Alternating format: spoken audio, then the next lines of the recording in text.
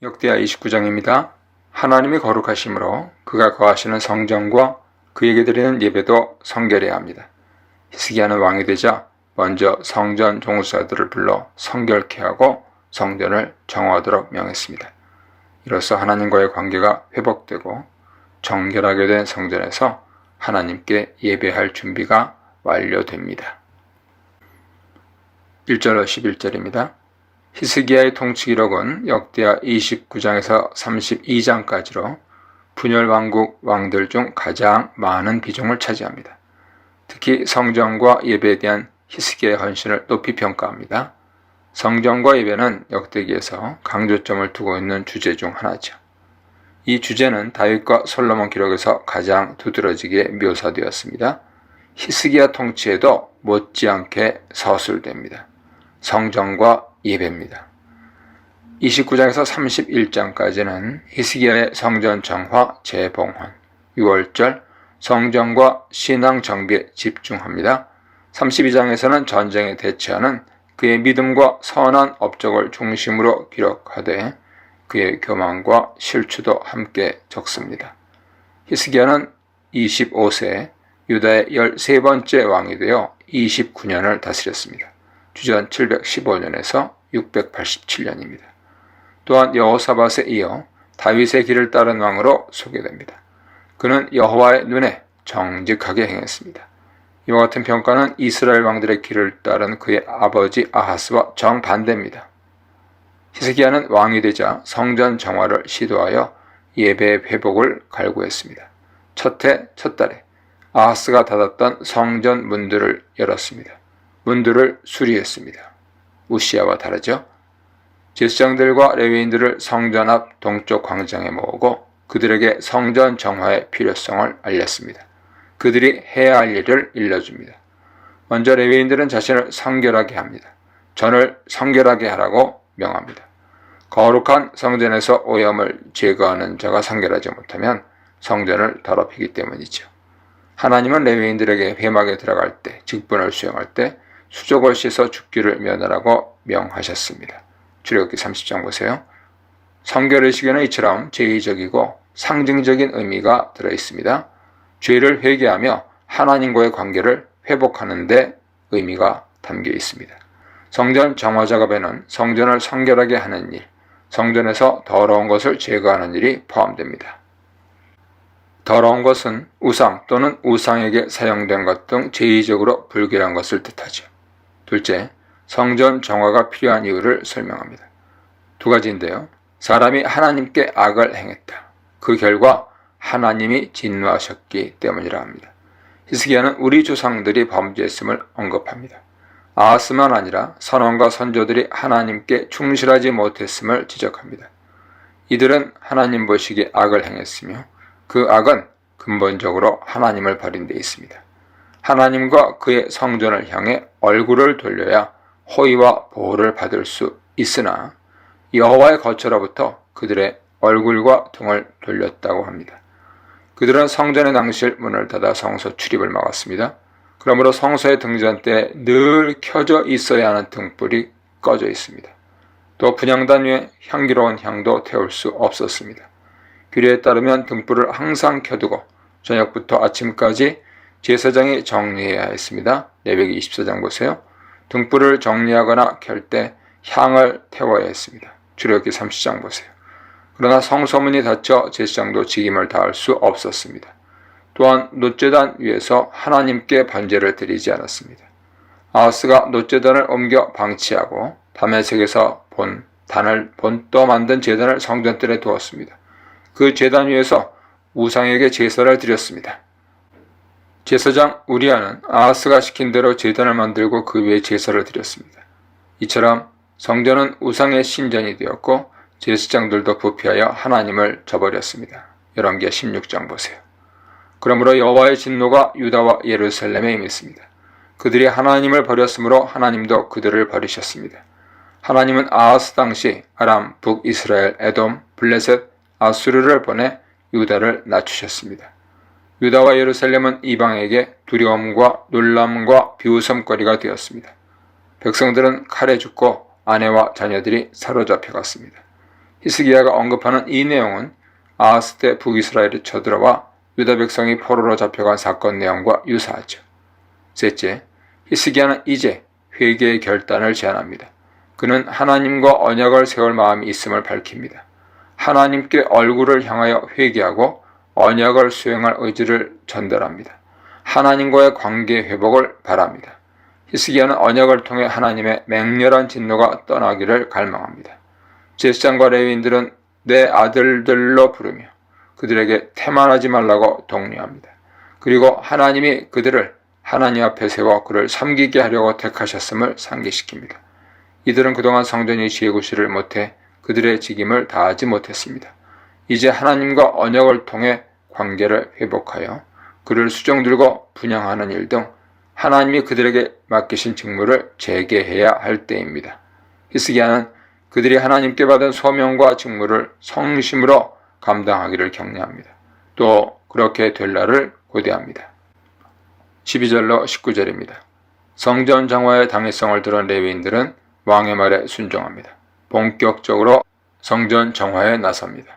12절에서 이에 레위 사람들이 일어나니 라는 문장은 단지 뒤에 나오는 참여자들의 명단을 소개하려는 것뿐 아니라 성전 정화에 대한 동의, 결의를 암시합니다.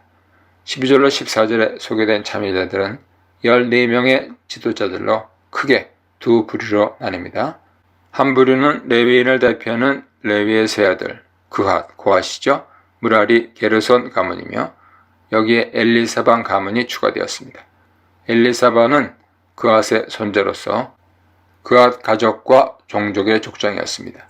엘리사반 가문은 다윗 때 언약궤를 옮길 때 참여한 명단에도 레위의 세 아들 뒤에 소개됩니다. 역대상 15장 참조하세요. 이 네 가문에서 각 2명씩 총 8명이 기록되었습니다. 나머지 부류는 찬양과 악기 연주를 담당한 아삽, 헤만, 여두둔의 자손들입니다.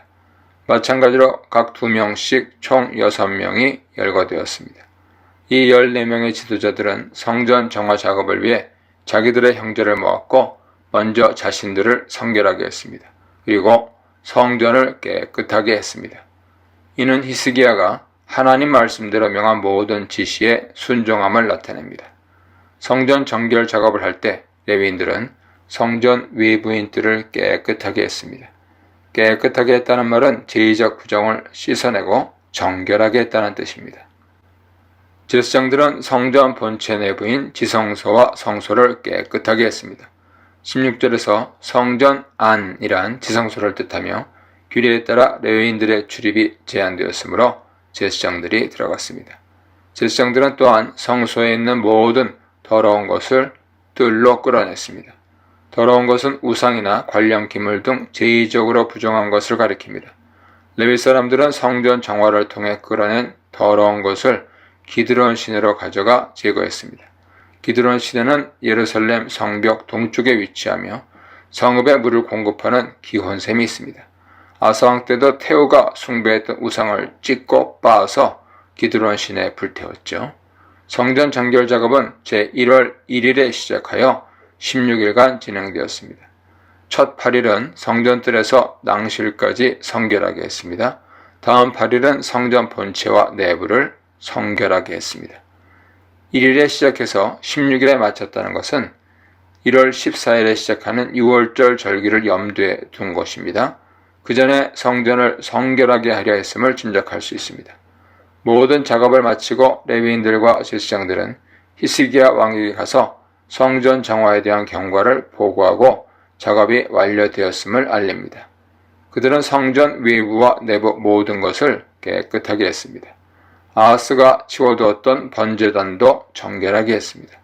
모든 그릇들과 진설병 탁자 그리고 관련 그릇들을 다 깨끗하게 했습니다. 또한 아하스가 범죄할 때 성전에서 제거한 그릇의 오염을 씻어냈습니다. 다시 정리하고 성결하게 했습니다. 아하스는 다메섹 단을 세우고 놋제단을 옮기고 물두멍 받친 옆판을 떼어내고 놋바다를 소장식 위에서 떼어 다른 데로 옮겼습니다. 성전 기물을 회파하거나 마음대로 옮겼습니다. 레위인들은 이런 것을 다 보수하고 제대로 정돈하여 여호와의 제단 앞에 두었습니다. 이로써 우상과 부정의 자취를 성전에서 다 제거했습니다.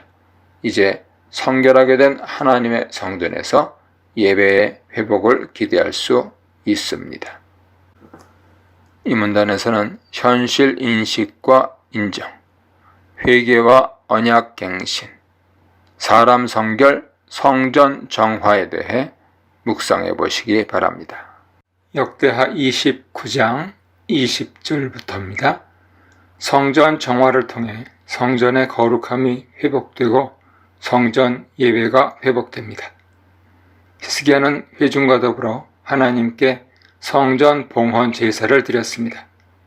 레위인들은 찬양하고 백성들은 감사의 제물을 드렸습니다. 모든 일이 하나님의 섭리 아래 규례와 순서를 따라 진행되었습니다.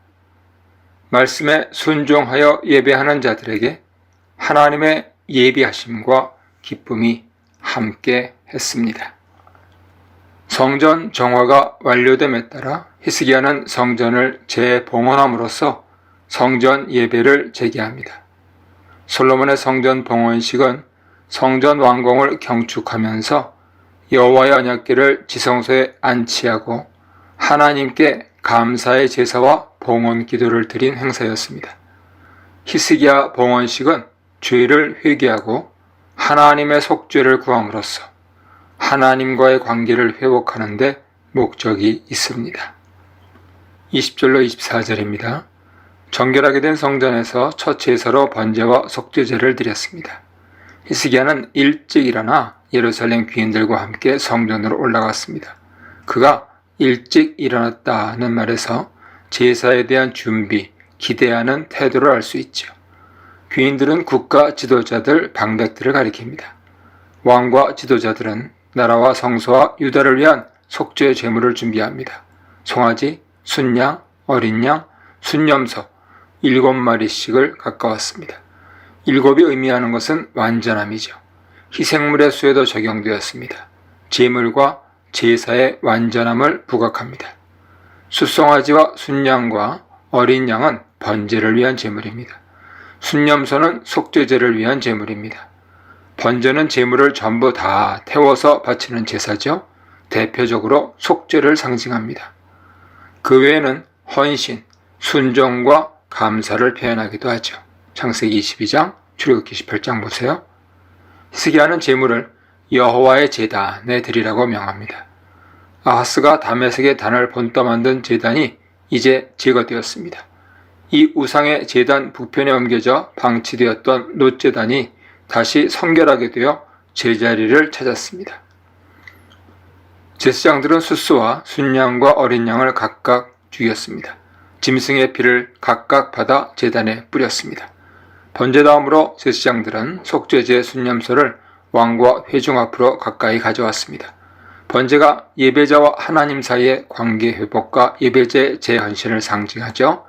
속죄제는 성전을 정결케 하여 하나님이 이스라엘 백성과 계속 거하시도록 하는 화목을 상징합니다. 이전에 솔로몬이 성전을 봉헌했을 때는 희생제물로 소와 양을 드렸고 번제, 화목제, 소제를 중심으로 속죄를 기본으로 하되 하나님과의 교제와 화목을 부각하는 제사를 드렸습니다.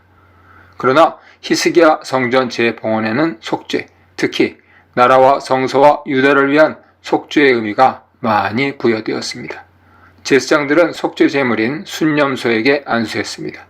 제물 위에 손을 얹는 것은 인간의 죄를 희생 제물에게 전가하여 대속하게 하는 상징 행위죠. 그러므로 일반 제사에서는 예배자가 짐승 위에 안수합니다. 그러나 지금은 특별 제사이므로 제사장들이 회중을 대표해서 안수합니다. 나라와 백성의 죄를 짐승에게 전가하는 것입니다. 순염소 제물, 속죄 강조, 이런 의식은 대속죄일의 제사를 상기시킵니다. 레위기 16장 참조하세요. 제사장들은 순염소들 위해 안수하며 나라와 백성을 위한 속죄 기도와 성소의 정화를 위한 기도를 드렸을 것입니다. 이와 같이 제사장이 범죄자를 위해 속죄 기도를 할 때 하나님으로부터 죄사함이 약속되었습니다. 제사장들은 순염소를 죽여 그 피를 제단 위에 속죄 제물로 바쳤습니다. 이는 피를 번제단 모서리 뿔들에 찍어 바르고 나머지 피를 전부 제단 밑에 쏟는 의식을 가리킵니다. 레위기 4장 참조하세요. 본문의 번제와 속죄제는 온 이스라엘을 위한 것이었습니다. 역대기 저자는 계속해서 온 이스라엘이라는 명칭으로 남유다와 북이스라엘을 한나라 백성으로 강조합니다. 25절로 30절입니다. 번제와 속죄 제사를 드리는 동안 하나님께 찬양과 경배가 함께 이어졌습니다. 히스기야는 제금과 비파와 수금을 연주하는 레위 사람들을 성전에 두었습니다. 성전에서 악기 연주와 찬양을 담당하는 레위인들은 다윗이 반열을 나누어 직분을 맡긴 자들로 알려졌죠. 본문 25절에서는 다윗의 성가대 조직과 그들의 역할에 있어서 갓 선지자와 나단 선지자 조력이 있었음을 알려줍니다. 선지자들이 예언할 때 직접 악기를 연주하거나 악기 연주자를 동요하는 모습이 기록된 것을 고려하면 선지자의 전담 임무는 하나님 말씀을 전하는 일이지만 악기 연주나 제반 사항에도 관여했을 가능성을 볼 수 있습니다. 26절에서는 선지자들이 성전 음악과 관련하여 만든 규례가 하나님의 손에서 나온 것이라고 밝힙니다. 이로써 성전 음악 제정자가 근원적으로 하나님이시며 선지자와 왕은 하나님으로부터 권한을 받아 일을 수행했음을 알려줍니다. 번제가 시작될 때 여호와 찬양 소리가 나팔과 다윗이 만든 악기의 연주와 함께 시작되었습니다. 하나님께서 부여하신 다윗과 선지자들의 규례, 다윗이 만든 악기, 찬양과 악기 연주, 이 모든 것은 히스기야와 회중이 드리는 예배가 규례에 따라 진행되고 있음을 나타냅니다. 제사장들은 번제 제물을 태우며 본분을 다하고 있습니다. 온 회중은 하나님께 절하며 그를 향한 경외와 헌신을 표현합니다. 찬양과 나팔 연주를 맡은 레위인들은 번제가 마쳐질 때까지 연주를 지속합니다. 이런 장면은 다윗이 언약궤를 옮긴 때나 솔로몬이 언약궤를 지성소에 안치하고 성전 봉헌식 제사를 드린 때와 흡사한 장면이죠. 제사를 마친 후 히스기야와 그곳에 있는 모든 이들이 하나님께 절했습니다. 그리고 히스기야의 명에 따라 참석자들과 레위 사람들은 다윗과 아삽의 말들로 여호와를 찬송했습니다. 다윗과 아삽의 시편이 성전 예배에 사용되었음을 시사합니다. 그들은 즐거움으로 찬양하며 하나님께 화답했습니다. 또한 다시 몸을 굽혀 하나님께 절했습니다.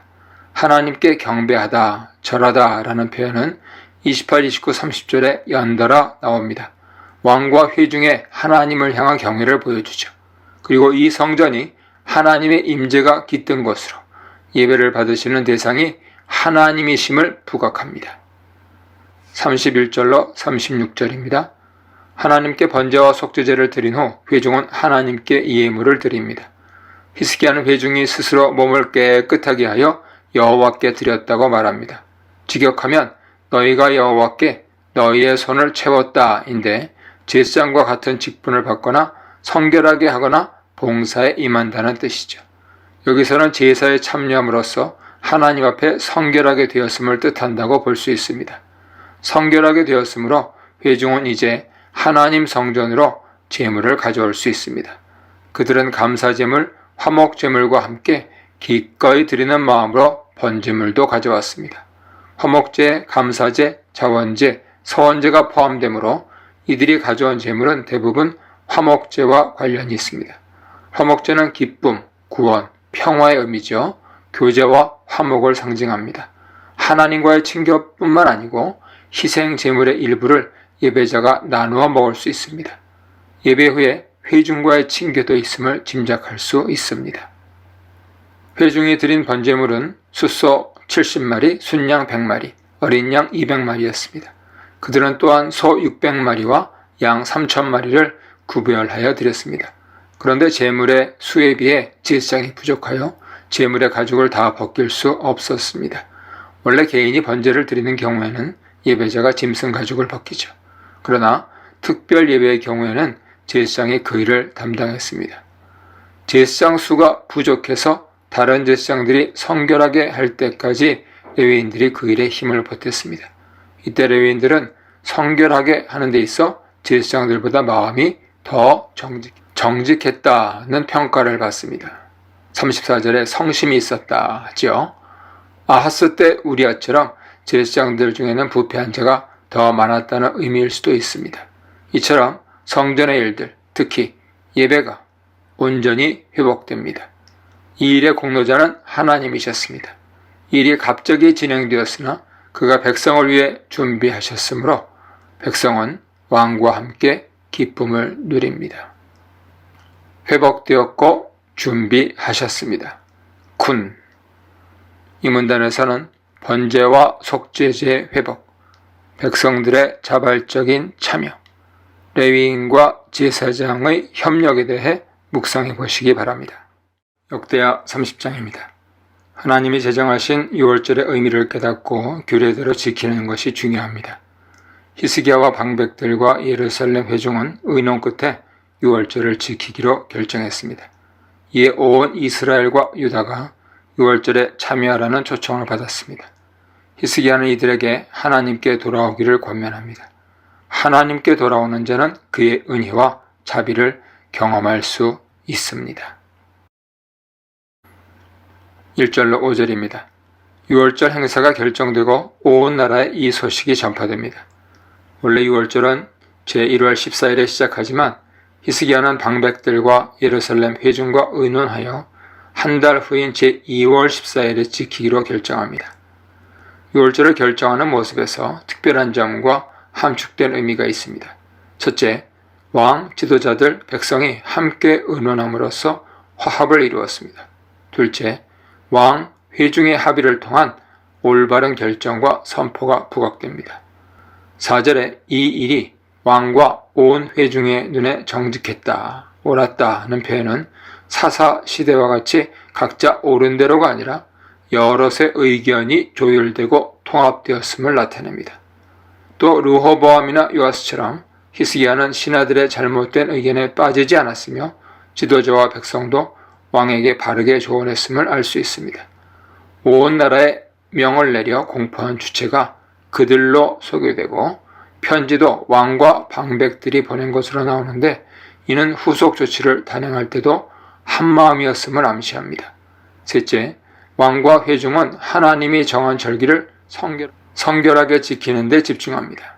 날짜 변경은 제의적으로 부정하거나 여행 중이라 유월절을 못 지킨 자들은 제2월 14일에 지키라는 민수기 9장을 적용한 것이죠. 여로보암이 자기 맘대로 제5월 15일에 절기를 만들어 베델에서 금송아지에게 제사를 지내게 했습니다. 이와는 대조적입니다. 유월절을 미룬 다른 이유는 성전, 제사장, 백성 모두 성결하게 되어 규례에 맞게 절기를 지키기 위해서입니다. 성전 안팎을 온전히 정결하게 하기 위해서입니다. 실제 성전 정결을 제1월 1일에 시작했지만 결국 16일에 마감했죠. 그래서 본래 유월절 날짜를 맞출 수 없었습니다.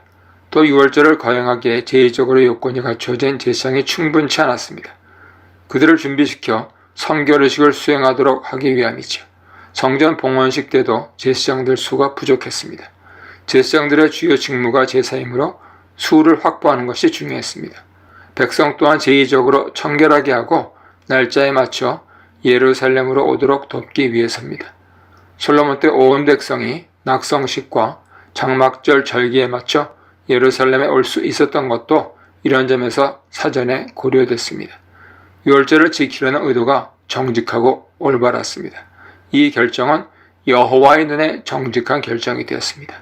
넷째, 히스기야와 회중은 영적 각성을 통해 온 나라가 하나님께 돌아가야 하며 이 일이 시급함을 인지했습니다. 이때가 히스기야 통치 제1년이었으므로 기회가 적절했습니다. 다섯째, 유월절이 하나님의 구원을 상징하므로 이 절기를 통해 선조들의 죄악에 내린 하나님의 진노를 돌이키게 하고 백성을 하나님께로 돌아오게 할 기회로 삼을 수 있었습니다. 여섯째, 이 기회에 북이스라엘과의 영적 연합을 꾀했습니다. 멸망한 북이스라엘의 남은 자들을 내버려 두지 않고 하나님의 한 백성 이스라엘로 결합되기를 추구했습니다. 히스기야는 온 이스라엘과 유다에 유월절 초청 편지를 보냈습니다. 특히 1절과 5절에 편지의 요약이 적혀 있으며 내용은 서로 보충적입니다.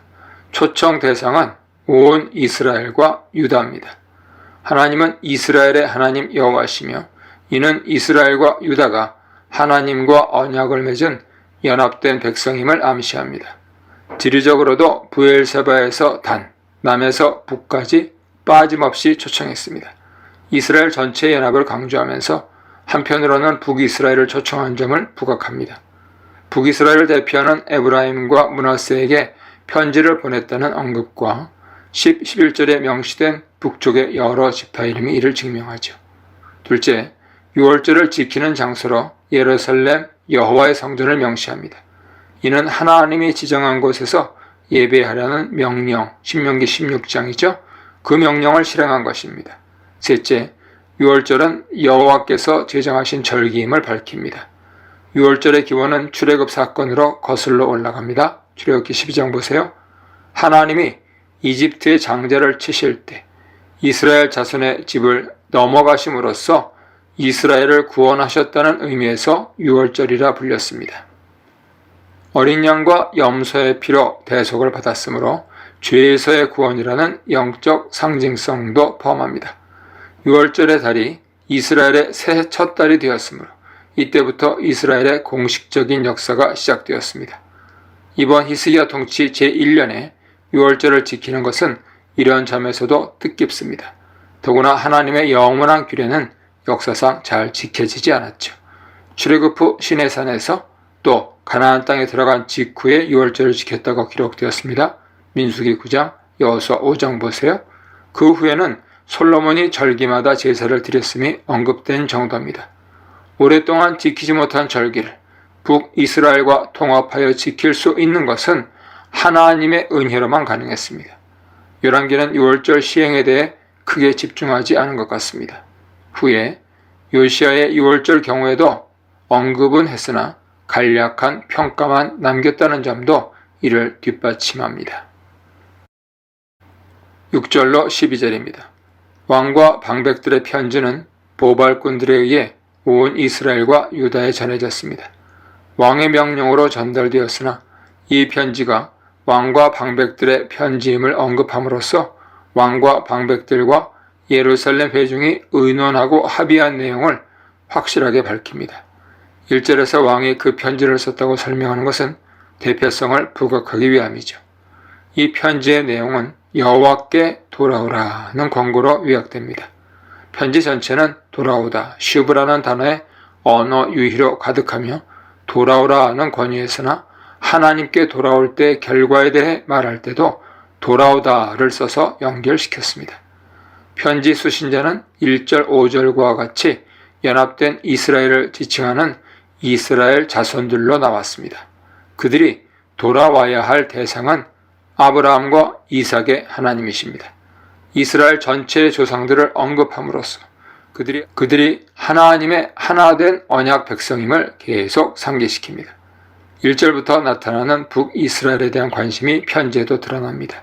이들을 남은 자, 아수르 왕의 손에서 벗어난 자로 부름으로써 북이스라엘 멸망으로 인해 포로로 잡혀간 사람들과 본국에 남아있는 자들을 염두에 두고 있습니다. 상황은 암울하지만 이들이 여호와께 돌아오면 하나님도 그들에게 돌아오실 것입니다. 하나님께 돌아오려면 먼저 죄를 깨달아야 합니다. 그들의 조상들과 형제들은 여호와께 불충실했습니다. 범죄했죠. 그들이 계속해서 하나님을 배역하고 말씀에 불순종하자 하나님은 그들이 아수르의 포로가 되는 것을 막지 않으셨습니다. 남은 자들은 이를 분명히 목격했습니다. 그러므로 이제는 경각심을 갖고 조상이나 형제의 악행을 따르지 말고 하나님께로 돌아와야 합니다. 하나님께 돌아오려면 겸비해야 합니다. 하나님을 거역하는 목이 곧은 사람이 되어서는 안 됩니다.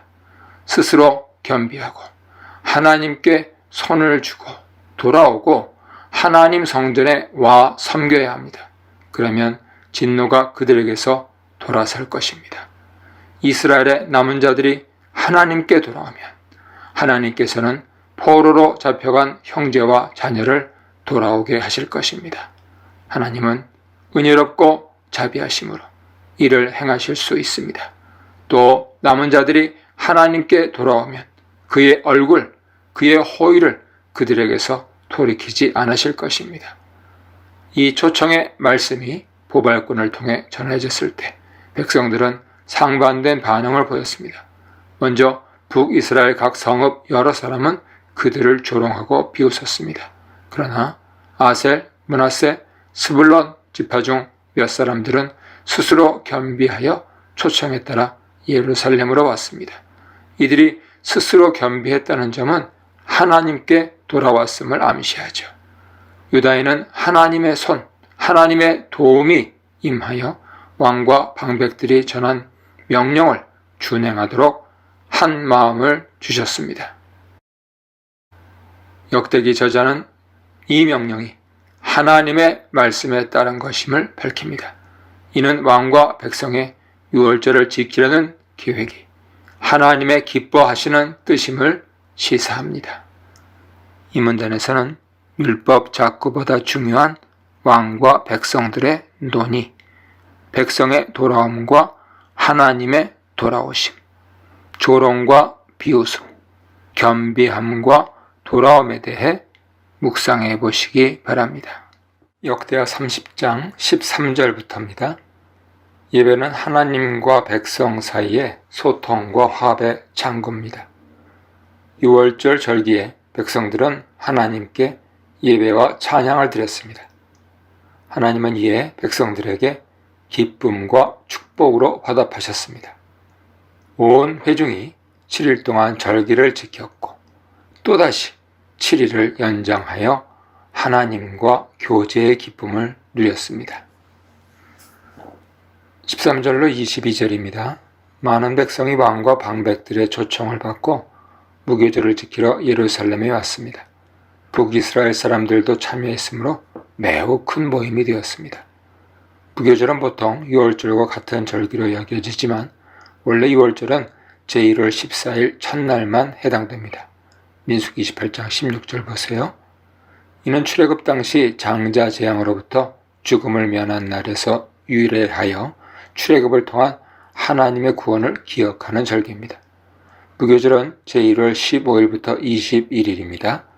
누룩 없는 빵을 먹는 규례에서 출발했죠. 이집트에서의 고난과 출애굽의 긴박함을 상징합니다. 두 절기는 이집트에서의 하나님의 구원을 상징합니다. 서로 뗄 수 없습니다. 절기를 지키러 온 많은 무리는 먼저 예루살렘에 있는 제단과 향단을 제거했습니다. 이 단들은 아하스 왕이 예루살렘 구석구석에 우성을 위해 쌓은 것들이었습니다. 백성들은 제거한 단들과 부스러기를 예루살렘 동편 기드론 시내에 가져가 던졌습니다. 14절에는 백성들이 일어났다 하는데요. 이 일이 자발적으로 일어났음을 암시하죠. 우상의 단들을 제거하는 것은 백성이 우상에게서 돌이켜 하나님께로 돌아온 것을 상징합니다. 히스기야와 방백들의 편지의 중심 주제인 여호와께 돌아오라에 대한 화답이죠.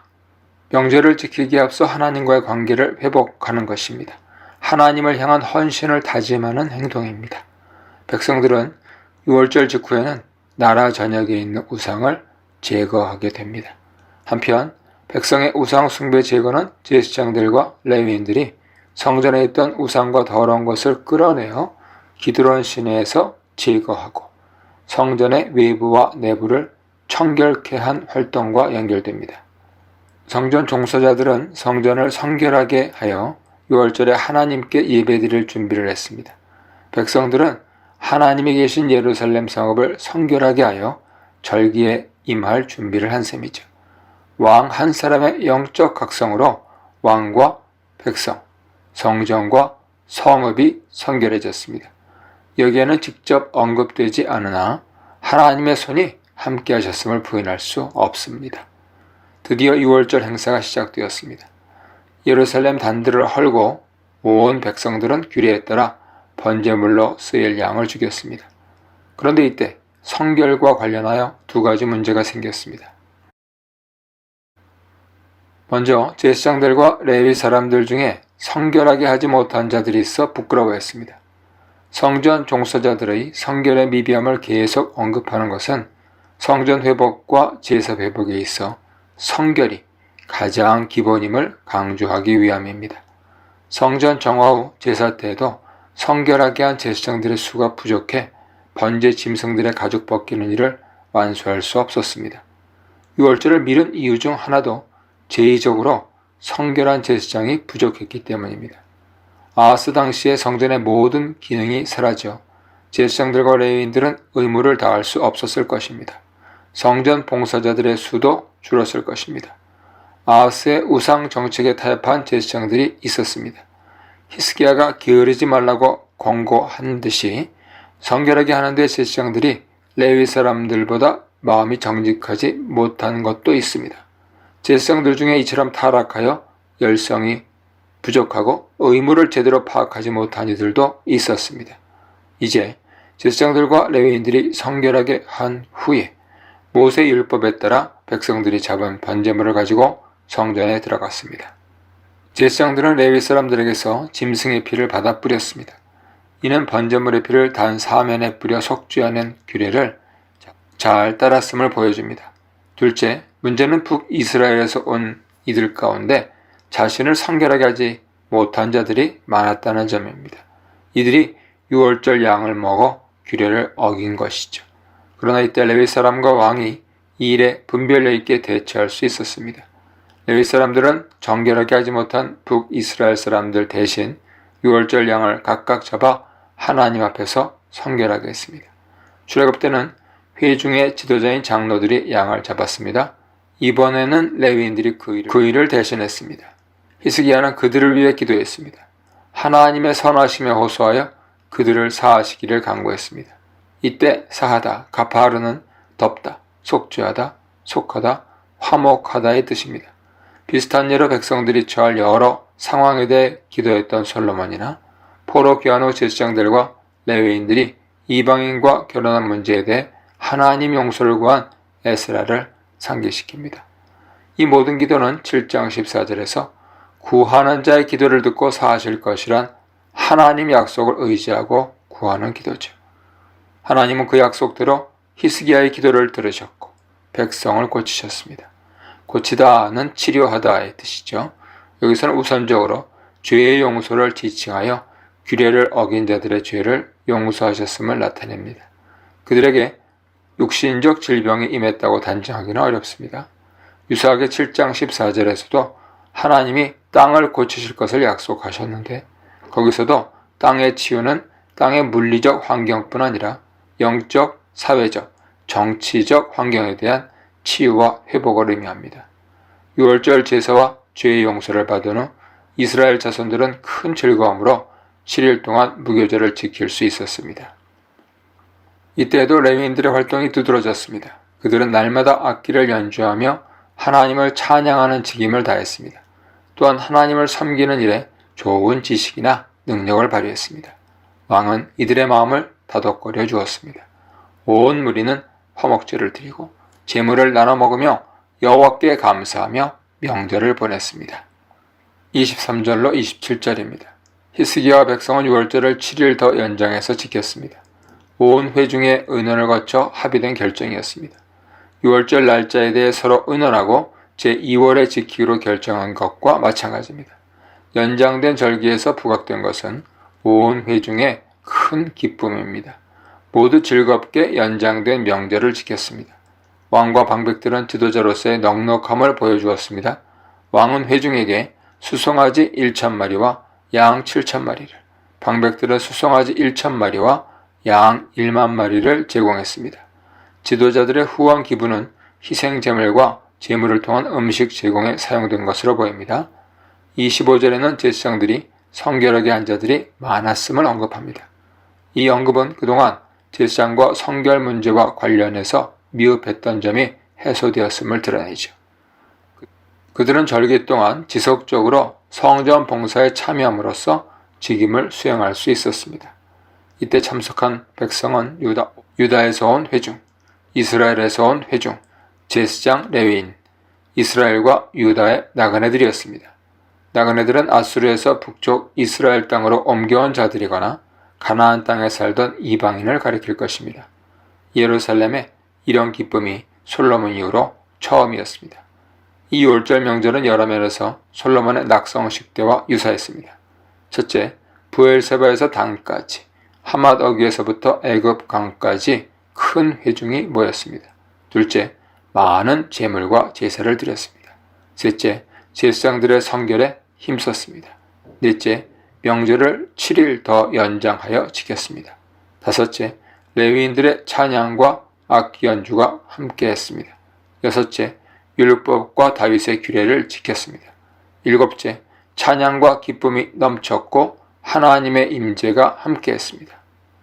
당시는 솔로몬 때로부터 240년 이상 세월이 지난 때입니다. 분열 왕국 이후로는 아사 때 북이스라엘을 초청하여 유다와 함께 하나님을 찾기로 언약을 맺은 적이 있었습니다. 그때를 제외하고는 유다와 이스라엘이 함께 모여 하나님을 예배하고 기쁨을 나눈 적이 없었습니다. 즐거움이 넘치는 이때 제사장들과 레위 사람들이 일어나 백성들을 위해 축복했습니다. 이는 제사장들이 임무를 잘 감당하고 있음을 보여줍니다. 그들의 축복기도 소리가 하나님의 거룩한 처소 하늘까지 들리고 상달되었습니다. 이는 하나님이 그들의 기도를 들으시고 백성들을 축복하셨음을 암시합니다. 이 문단에서는 부끄러워할 줄 아는 마음, 율법의 정신대로 유월절로 하나 된 공동체에 대해 묵상해 보시기 바랍니다. 역대하 31장입니다. 하나님에 대한 헌신은 실천적인 개혁의 길로 이끕니다. 성전 정화와 유월절 절기를 마친 후 백성들은 우상을 제거하고 집으로 돌아갔습니다. 히스기야는 성전 봉사자들의 반열을 정합니다. 그들의 직임을 엄중히 행하도록 지시했습니다. 또한 성전 예배와 직무를 위해 왕과 백성의 재정 의무를 확실히 했습니다. 그리고 하나님께 풍성한 예물을 드렸습니다. 1절입니다. 백성의 우상 제거로 시작된 유월절은 또 한 차례 우상 제거와 함께 종료되었습니다. 명절 전에는 예루살렘에 있는 제단과 향단들을 제거했죠. 명절 후에는 온 나라의 우상을 없앴습니다. 백성들의 우상 제거는 유월절을 통해 베푸신 하나님의 축복에 대한 적극적인 화답입니다. 백성들의 주도적인 행동으로 부각된 것이 주목할 만합니다. 보통 왕이 주도적인 주체로 소개되죠. 15장 8절 보세요. 열왕기에서는 히스기야를 그렇게 주도자로 소개합니다. 열왕기하 18장 보세요. 역대기는 백성을 주체로 합니다. 그리고 하나님에 대한 헌신을 강조합니다. 나아가 산당들과 제단까지 없앴습니다. 백성들이 유다 성읍에서 제거한 주상들과 아세라 목상들은 아하스가 세운 것들이었습니다. 이전 왕들이 우상을 제거했을 때도 산당들은 남아있는 경우가 많았죠. 그래서 하나님께 순종하는 왕의 시대에도 백성들 마음은 하나님께 경고하지 못하고 부패했습니다. 그러나 이번에는 산당까지 제거합니다. 백성들이 하나님께 돌아오게 인도한 것이죠. 우상 제거는 남유다, 유다와 베냐민뿐만 아니라 멸망한 북이스라엘, 에브라임과 므낫세까지 실행됩니다. 전쟁을 통한 이스라엘의 통합이 아닌 신앙개혁을 통한 이상적인 단합을 보여줍니다. 우상을 제거한 이스라엘 모든 자손은 각자 본 기업으로 돌아갑니다. 2절로 10절입니다. 성전 정화와 유월절 행사 후 히스기야는 성전 봉사자들의 직임과 성전 재정을 정비함으로써 계속해서 성전 예배 회복에 힘썼습니다. 이 모든 일은 솔로몬처럼 모세와 다윗의 규례를 따랐습니다. 먼저 성전 종사자들의 직임을 정비했습니다. 제사장들과 레위인들은 반열에 따라 직임을 맡습니다. 제사장은 아론 자손에게만 맡겨진 직분이죠. 그의 아들 엘르아살과 이다말 족속을 따라 나눕니다. 레위인들은 게르손, 그핫, 무라리 족속을 따라 나눕니다. 이들의 주된 임무는 제사와 휘장, 성전문을 지키는 일과 찬양이었습니다. 제사는 제사장들이 맡고 문지기직과 찬양은 레위인들이 맡습니다. 직임 정비 다음으로 히스기야는 성전 재정을 정비합니다. 자신과 백성이 각자 감당할 의무를 명확히 제시합니다. 왕은 제산 중 일정한 목 얼마를 떼어 하나님께 드립니다. 앞서 그가 백성들에게 제공한 수송아지와 양은 6월절 헌납의 일환이었습니다. 이번에는 성전에서 하나님께 정기적인 제사를 드릴 수 있도록 희생제물 비용을 담당하는 것이죠. 율법에 따라 매일 초석으로, 매주 안식일마다, 매월 초하루, 매년 절기에 정기적으로 번제 등을 올리는 데 사용됩니다. 다윗과 솔로몬도 이 규례에 따라 제사를 드렸죠. 특히 솔로몬은 성전을 짓는 목적이 하나님께 분향하며 진설병을 차려놓고 위에 언급한 제사를 드리는 것이라 설명합니다. 성전이 예배의 장소임을 강조한 것이죠. 한편 백성들은 11조와 헌물을 드리라는 명을 받았습니다. 이로써 제사장들과 레위 사람들 몫의 음식을 공급할 수 있게 됩니다. 몫이란 단어 자체가 암시하듯 이 예물들은 성전 종사자를 불쌍히 여겨 제공하는 것이 아닙니다. 하나님이 그들의 몫으로 정하신 것이죠. 그들이 적법하게 받아야 할 부분입니다. 레위 자손들은 다른 11지파와 달리 기업을 분배받지 못했습니다. 하나님은 그들을 이스라엘의 장자로 삼아 성전 봉사에 종사하도록 했습니다. 땅을 기업으로 받아 생활터전으로 삼지 못하게 하는 대신에 거주할 성읍과 목축지를 주었습니다. 하나님이 그들의 기업이 되실 것을 약속했습니다. 민수기 18장, 민수기 35장, 신명기 18장 보세요. 백성들이 바친 제물과 헌물 중에서 제사장들과 레위인들의 몫을 지정하셨습니다. 제사장들에게는 희생제물 중 지정된 부분, 불사르지 않은 것, 거제물, 유제물 등이죠. 그리고 첫 소산을 받게 하셨습니다. 레위인들에게는 11조를 보수로 주셨습니다. 하나님이 주신 공급으로 제사장과 레위인은 하나님의 율법을 경고히 하는 데 집중해야 합니다. 왕이 모범을 보이므로 백성들도 순종하여 많은 헌물을 가져왔고 이로 인해 하나님과 사람의 축복을 받았습니다. 백성들은 이스라엘의 대표적 산물인 곡식, 포도주, 올리브 기름을 포함해서 꿀과 밭의 소산의 첫 열매 11조를 가져왔습니다. 왕의 명령을 받은 대상은 예루살렘 거주민이었습니다.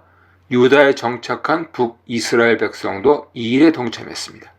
이들은 모든 소산과 모든 것의 11조, 여호와께 구별하여 드릴 성물의 11조를 가져와 왕을 통한 하나님 명령에 온전히 순종했습니다.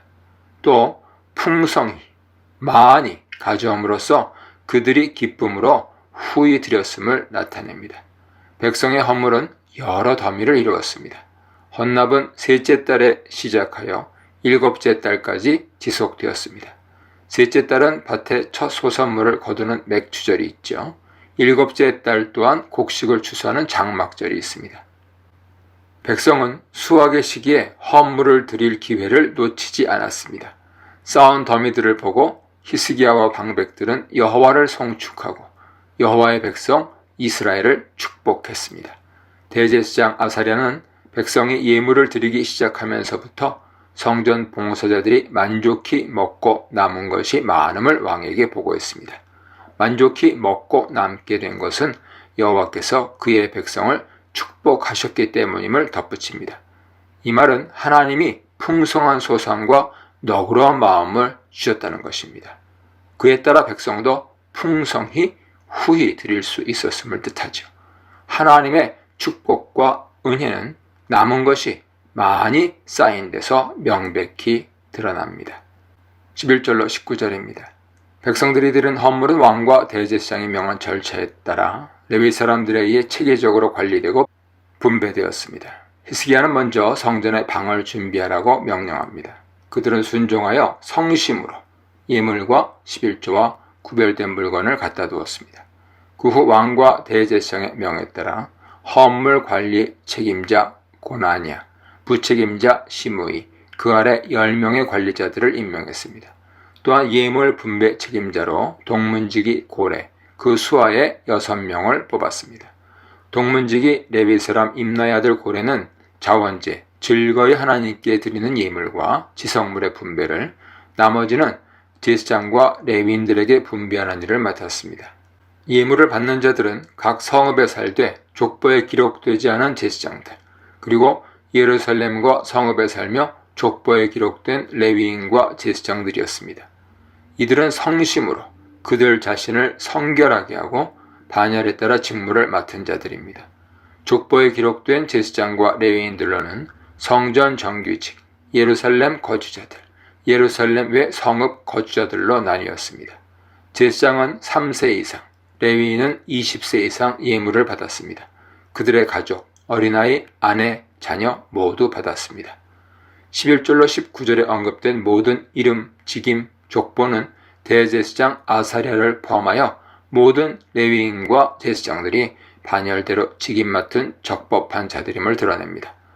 히스기야가 추진한 대로 직분이 질서 있게 회복되고 올바르게 진행되고 있음을 보여줍니다. 20, 21절입니다.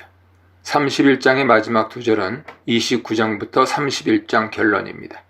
히스기야가 시작한 성전 정화, 유월절 수행, 성전 직임, 재정 정리는 성전 예배를 회복하여 성전이 제 기능을 할 수 있게 했습니다. 이 모든 일은 하나님의 눈에 선과 정의를 행한 것이죠. 진실한 태도로 이루어졌습니다. 성전 관련 개혁을 포함하여 율법과 계명을 지키는데도 하나님을 찾고 그의 온 마음으로 실천했습니다.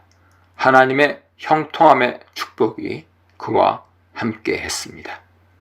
이 문단에서는 부흥을 부른 개혁, 항구적 부흥을 위한 제도 정비, 솔선하여 보여주는 왕의 신앙에 대해 묵상해 보시기 바랍니다.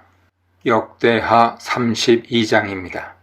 하나님은 기도에 응답하시는 신실한 분이십니다. 아수르의 사내립이 유다를 치고 하나님 능력을 비웃었습니다.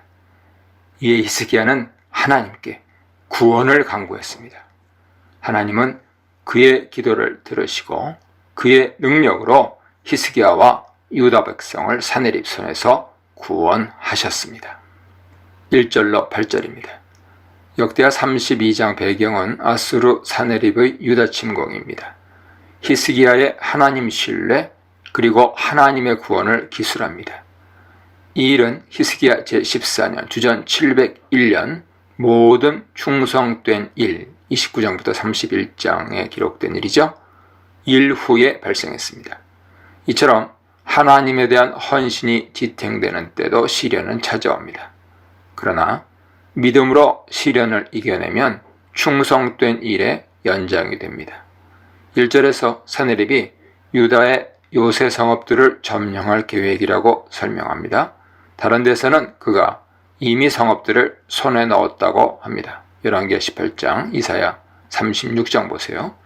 실제 아수르 기록에서는 사내립이 이때 예루살렘을 제외한 유다 46성읍을 함락했음을 밝힙니다. 사내립은 블레셋 국경 부근인 라기스에 기지를 두고 예루살렘을 넘보고 있었습니다. 열왕기는 히스기야가 이때 사내립에 항복하고 성전과 왕궁 곳간 은금을 바쳤다고 기록합니다. 역대기는 이사야서와 마찬가지로 이 내용은 생략합니다. 반면 히스기야가 이 난관을 어떻게 극복했고 하나님은 또 어떻게 예루살렘을 구하셨는지에 초점을 맞춥니다. 히스기야는 아수르 침공에 대비하기 위해 방백들 용사들과 의논하여 대응책을 마련합니다. 왕과 지도자들 간의 종교적 논의뿐만 아니라 군사적 협의도 원활하게 이루어졌습니다. 첫째, 예루살렘 성 밖 모든 물 근원을 차단하여 아수르 군대로 물을 얻지 못하게 했습니다. 물 근원은 샘, 우물, 수로 등을 뜻하죠. 이 일에 많은 백성이 동참했습니다. 그들은 모든 샘의 물과 땅으로 흘러가는 수로 등을 다 막았습니다. 기혼샘에서 실로암목까지 지하수로도 만들었습니다. 이제 아수르가 쳐들어와도 물을 얻을 수 없습니다. 둘째, 방비를 위한 건축 작업을 단행했습니다. 예루살렘 성벽은 아마샤 때 많이 헐렸죠. 우시아와 요담이 대부분 보수했었습니다. 이번에는 그때 보수하지 못했거나 재보수가 필요한 것을 보강했습니다. 또한 망대를 높이 쌓고 성벽에 벽을 한 겹 더 쌓았습니다. 외성을 쌓은 것이죠. 다윗이 쌓고 솔로몬이 중수한 밀로성도 보강했습니다. 셋째, 무기와 방패를 많이 만들었습니다. 지휘관을 세워 실전에 대비했습니다. 이 모든 것에 덧붙여 히스기야는 군대 지휘관과 온 백성을 성전 광장에 모았습니다. 하나님의 능력을 상기시키며 위로했습니다. 마음을 강하게 하며 담대하라. 두려워 말며 놀라지 말라. 여호수아를 위로하며 권하신 하나님 말씀이죠. 이스라엘과 함께 하시는 하나님이 아수르와 함께하는 신보다 크시니 두려워할 필요가 없습니다. 아수르의 신은 인간의 팔처럼 나약하고 제한된 힘을 가졌습니다.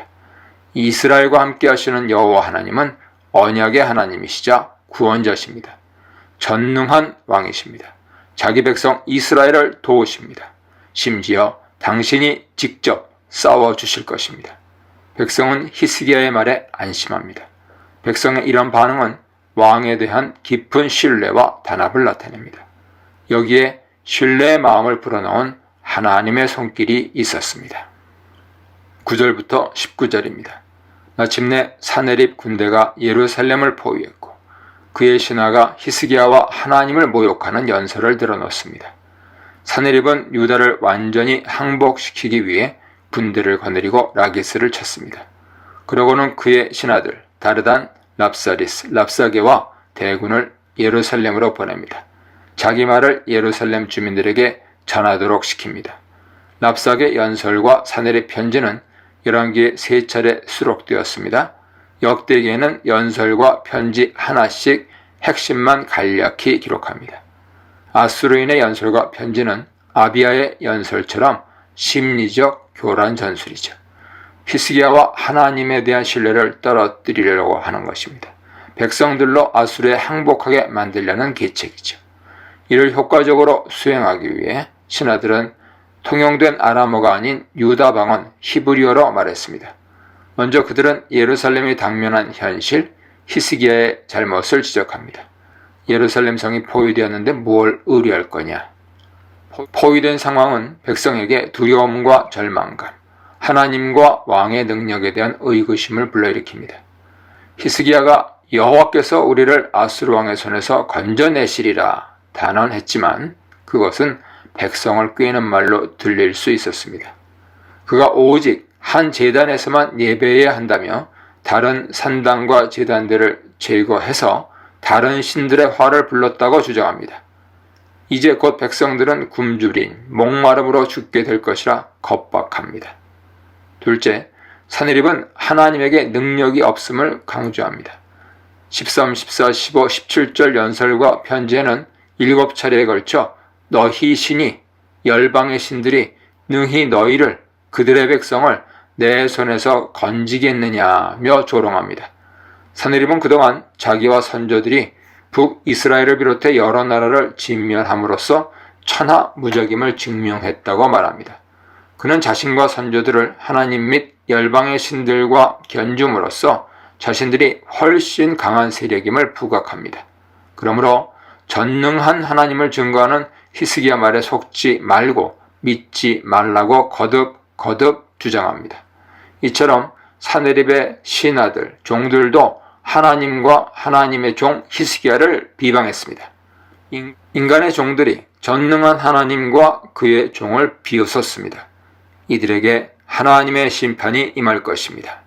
그들은 계속해서 유다 방언으로 크게 외치며 백성들을 놀라게 하고 혼란에 빠뜨렸습니다.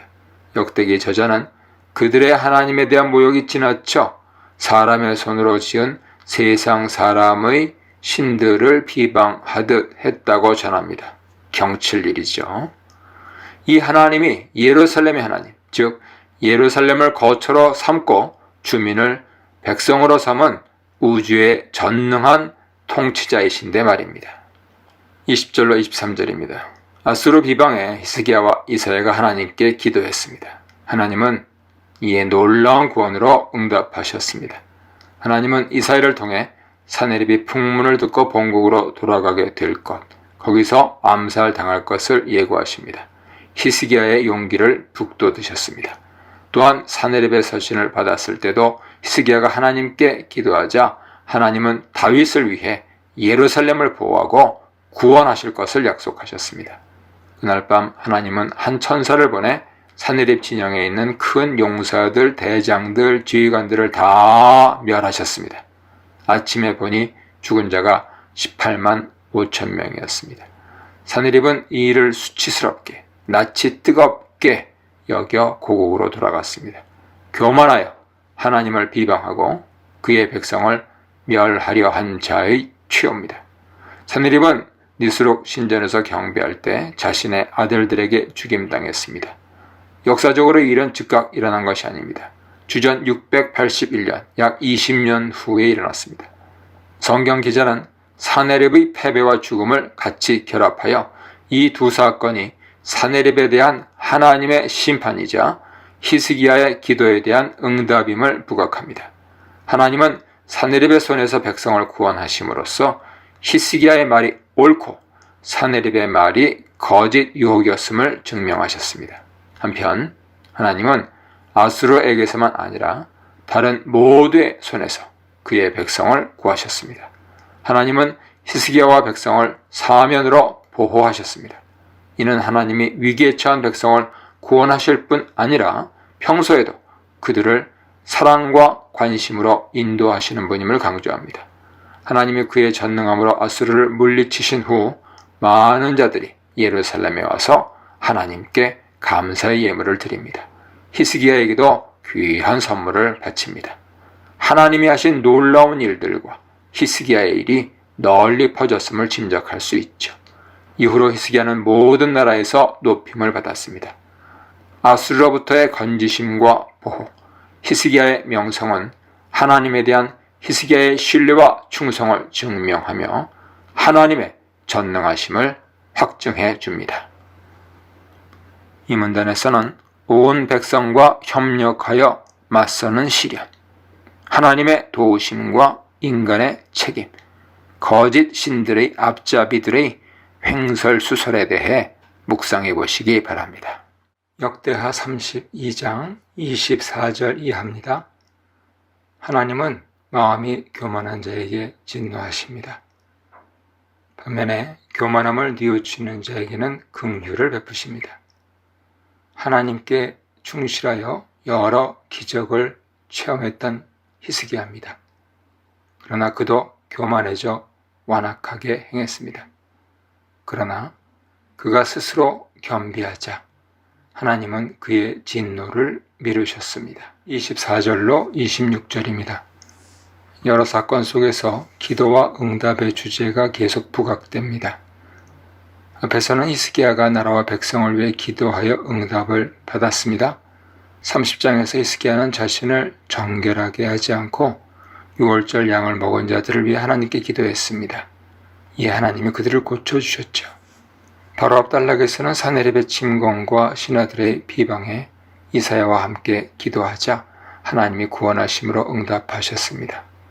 그런데 이번에는 개인적인 위기가 닥쳤습니다. 그 위기는 병들었을 때와 교만했을 때라는 대비되는 두 상황으로 전개됩니다. 본문에서 이 두 사건은 24절로 26절에 각각 한 절과 두 절로 요약되었죠. 평행 본문인 열왕기 이사야에 자세히 기록되었습니다. 이 두 사건은 히스기야 죽음 15년 전에 일어났습니다. 이때 하나님이 아수르로부터 구원하실 것을 예고하셨습니다. 시간상 1절로 23절의 아수르 침공 이전에 발생한 것으로 보입니다. 첫 사건은 히스기야가 병에 걸려 죽게 되었을 때입니다. 이사야로부터 죽음을 통보받은 히스기야는 하나님께 통곡하며 치유를 위해 간절히 기도했습니다. 이전에 아사, 여호람, 우시야 등의 질병은 죄와 관련이 있었죠. 그러나 히스기야의 병은 죄와는 무관해 보입니다. 그가 기도하면서 하나님 보시기에 성과 진실을 행했음을 부각하고 있습니다. 자신이 압제받는 상황이라고 주장합니다. 하나님이 큰 고통을 주신 것은 평안을 주려 하심이라고 한 점 등이 이를 뒷받침합니다. 열왕기하 20장 3절, 이사야 38장 14절로 17절 보세요. 하나님은 히스기야의 기도를 들으셨고 그의 눈물을 보셨습니다. 그리하여 기적적으로 치료해 주셨고 생명을 15년 연장해 주셨습니다. 하나님은 이를 확인시키는 이적으로 해시기의 그림자를 뒤로 10도 물러가게 하셨습니다. 이 표적 외에도 하나님 자신을 위해 그리고 다윗을 위해 예루살렘을 아수르에게서 건지고 보호할 것을 약속하셨습니다. 이처럼 하나님은 병든 왕이 기도했을 때 병을 고치심으로써 기도하는 자에게 응답하실 것이라는 약속을 지키셨습니다. 이는 솔로몬의 간구에 대한 응답이기도 하죠. 또한 왕에게만 아니라 나라에까지 은혜를 확대하십니다. 그의 관대한 은혜를 증명하십니다. 이는 다윗에게 견고한 왕국을 약속하신 언약을 그가 신실하게 지키고 계심도 드러냅니다. 둘째 사건은 히스기야가 교만하여 유다의 멸망을 자초했으나 그가 겸비하고 회개하자 하나님이 진노를 미루셨다는 내용입니다.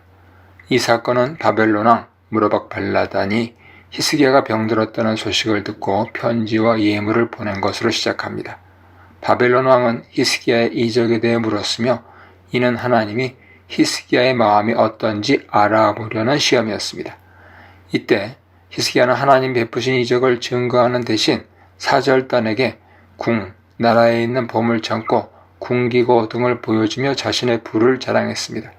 역대기 저자는 이 행동을 마음이 교만하여 하나님이 베푼 보상대로 보답하지 않은 것으로 평가합니다. 하나님은 왕의 마음이 충실하지 못함을 보시고 그를 버리셨습니다. 떠나시고 했죠. 그의 진노를 히스기야만 아니라 유다와 예루살렘 위에 쏟기로 작정하셨습니다. 하나님은 이 일로 히스기야와 선왕들이 쌓은 모든 보물이 바벨론으로 다 옮겨져 하나도 남지 않을 것이고 그의 자손이 바벨론 포로가 되어 그곳에서 황관이 될 것을 예고하셨습니다. 이는 죄에 대한 심판과 저주죠. 유다의 멸망에 대한 암시입니다. 북이스라엘이 멸망한 지 약 20년이 지났습니다. 이제 유다의 멸망을 내다보게 되었습니다. 이 말을 들은 히스기야는 마음의 교만을 깨닫고 스스로 겸비했습니다. 뉘우치고 했죠. 역대기 저자는 히스기야와 예루살렘 주민들도 겸비했다고 덧붙입니다. 이들의 겸비함은 우시야의 대조적인 태도를 상기시킵니다. 우시야는 죄를 지적받았을 때 겸비하기보다는 화를 냅니다. 심판을 앞당겼죠. 그러나 히스기야와 백성들은 겸비함을 택했습니다. 하나님은 이들의 겸비함을 보시고 진노를 완전히 거두지는 않으셨습니다. 그러나 심판을 미루셨습니다.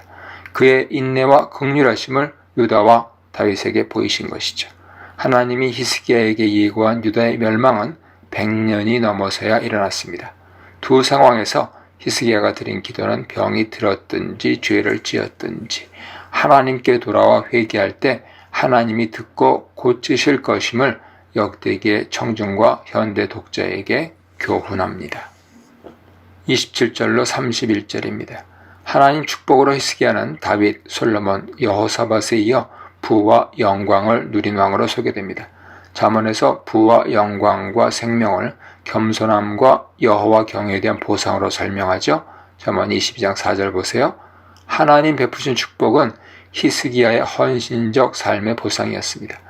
히스기야의 부와 영광은 하나님이 주신 많은 재산을 통해 부각되었습니다. 먼저 그는 은금, 보석, 향품, 방패, 보배로운 그릇을 위한 창고를 지었습니다. 이 물품들에는 그와 선조들이 모은 것, 열방들에게서 받은 조공이 포함되었습니다.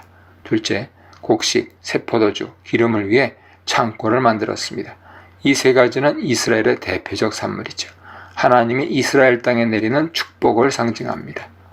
호세아 2장 22절 보세요. 셋째, 온갖 짐승의 외양간과 양과 소떼를 위한 성읍을 만들었습니다. 위에 세 가지 소상과 함께 온갖 짐승, 특히 양과 소의 목록은 농축산물의 풍요와 물질적 축복의 의미를 뛰어넘습니다. 이 모든 것들은 하나님과의 관계적 풍요로움과 예배를 통한 영적 축복을 암시합니다. 양과 소 등의 짐승은 희생제물로 필요하죠. 매일 조석으로 하나님께 어린 양을 화제로 드립니다. 소제와 전제를 함께 드릴 때는 양과 새 소산물이 다 필요합니다. 민수기 28장 보세요. 금은보화와 소출과 짐승의 풍요로움은 다윗, 솔로몬, 우시아 때에도 소개되었습니다. 넷째, 히스기야는 예루살렘 성 밖 동편의 기온샘을 막고 그물을 다윗성 서쪽 실로 안목까지 끌어들이는 지하수로를 만들었습니다. 성의 원활한 물 공급을 보장하면서 전쟁 시 성 밖 적군의 물 공급을 끊는 기능을 합니다. 히스기야의 부와 영광에 대한 기록은 그가 모든 일에 형통했음을 밝히며 끝맺습니다. 앞에서도 형통함은 하나님과의 친밀한 관계 속에서 부각되었습니다. 히스기야의 형통함의 기초에는 하나님의 도우심, 함께하심, 보호, 응답, 축복이 있었습니다. 이에 맞춰 히스기야도 하나님만 신뢰하고 그가 보시기에 선과 정의와 진실을 행하며 그의 계명을 지키는 헌신, 그리고 죄를 지었을 때 회개하고 돌아오는 겸비함을 보여주었습니다. 31절은 느닷없게 느껴질 수도 있습니다. 24절로 27절에 대한 보충 내용입니다. 하나님이 히스기야의 마음을 시험하려 하신 것은 아브라함 시험 때와 마찬가지로 어떤 상황이든 그가 하나님을 경외하며 선을 행하기를 기대하시기 때문이죠. 31절은 교만을 경고하며 회개와 순종을 통해 형통한 삶을 지속하기를 권고하고 있습니다. 32, 33절입니다. 다른 왕들의 종결부의 대부분 나오지 않는 표현인 선한 일이 추가적으로 들어있습니다. 선한 일에 해당하는 히브리어 단어 헤세드는 은혜, 인애의 뜻이죠. 하나님에 대한 그의 헌신을 나타냅니다. 여기에는 성전 청결 작업, 신앙개혁, 기도, 하나님 신뢰, 순종 등의 신뢰가 함축되었습니다. 그가 죽었을 때 무리는 그를 다윗 자손의 묘실, 높은 곳에 안치함으로써 그의 선한 공적을 치하했습니다. 이 문단에서는 교만의 백신은 기도, 겸비한 자의 기도, 형통 후에 찾아오는 시험에 대해 묵상해 보시기 바랍니다.